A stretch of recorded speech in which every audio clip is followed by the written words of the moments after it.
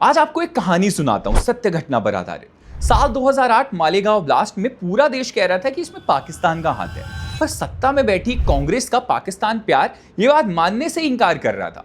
तभी कांग्रेस अपनी पूरी ताकत का इस्तेमाल करते हुए आरोप लगाती है हिंदुओं पर।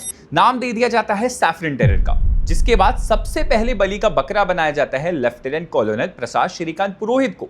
हिंदुओं के टारगेट करने के लिए कोई नई बात नहीं थी, ये खेल तो कांग्रेस मुगल और अंग्रेजों से सीख कर ही आ रही थी। लेकिन 2014 के बाद उनका ये खेल एक्सपोज हो गया और उसके बाद कांग्रेस पार्टी किसी के सामने नहीं आ पा रही है। पर क्या आपको मालेगांव ब्लास्ट में झूठे केसेस में अरेस्ट होने वाले लेफ्टिनेंट कॉलोनल प्रसाद श्रीकांत पुरोहित याद है? 2014 के बाद मोदी गवर्नमेंट ने ना सिर्फ उन पर सारे फेक केसेस खत्म किए, उन्हें वापस आर्मी ज्वाइन करवा दी और आज उनके रिटायरमेंट से ठीक पहले प्रमोशन देकर उनको ब्रिगेडियर रैंक दे दिया गया है, जिससे उनका सर्विस 2 साल और बढ़ गया। क्योंकि कॉलोनल की रिटायरमेंट एज 54 होती है, ब्रिगेडियर की 56 होती है। जानते हैं कांग्रेस का प्लान कितना सिनिस्टर था? 2008 मालेगांव ब्लास्ट के बाद हिंदू टेरर नैरेटिव बनाने के लिए साध्वी प्रज्ञा को केस में फंसाया गया और इसे और कन्विंसिंग बनाने के लिए कांग्रेस गवर्नमेंट ने तब मिलिट्री इंटेलिजेंस में काम कर रहे कॉलोनल पुरोहित को भी झूठे केसेस में फंसा दिया।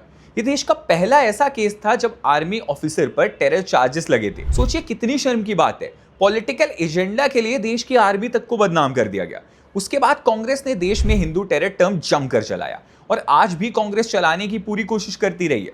कांग्रेस के टाइम इतने सारे टेरर केसेस हुए, ब्लास्ट हुए, क्या आपने कभी इनके मुंह से इस्लामिक टेरर सुना था?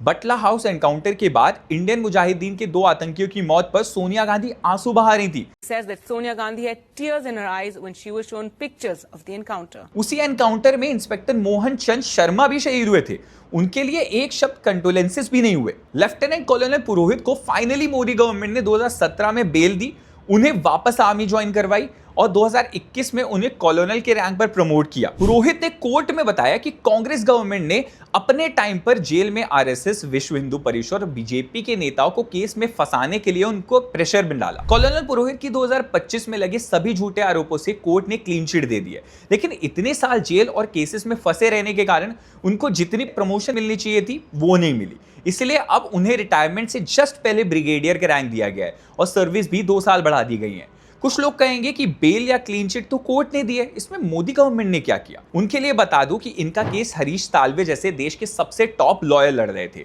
और जब इनके प्रमोशन का केस कोर्ट में गया तो कोर्ट ने ऑब्जेक्ट नहीं किया। मोदी गवर्नमेंट में सब कुछ कहा नहीं जाता, सिफारिशें नहीं चलती। जिसके साथ कांग्रेस ने गलत किया उन्हें वापस उनकी इज्जत और हक दिया जाता है। जो लोग सोशल मीडिया पर कहते हैं ना कि मोदी सरकार ने हिंदुओं के लिए क्या किया, कांग्रेस ने तो हिंदुओं को आतंकी बना दिया था, मोदी ने हिंदू टेरर का कलंक लगाने से बचाया हम पर।